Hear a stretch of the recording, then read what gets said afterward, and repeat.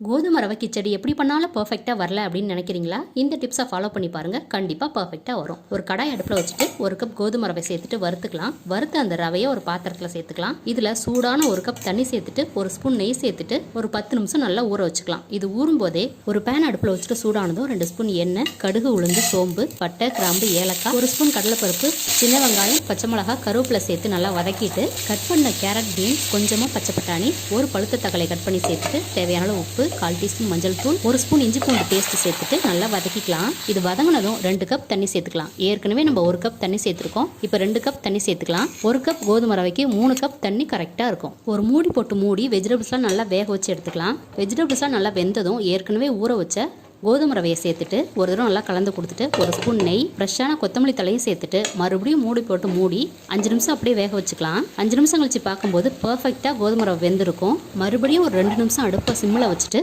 ஒரு தடவை நல்லா கலந்து கொடுத்து எடுத்தோன்னா பர்ஃபெக்டான ஹெல்த்தியான கோதுமை ரவை கிச்சடி ரெடி ஆயிரும். ட்ரை பண்ணி பாருங்கள்.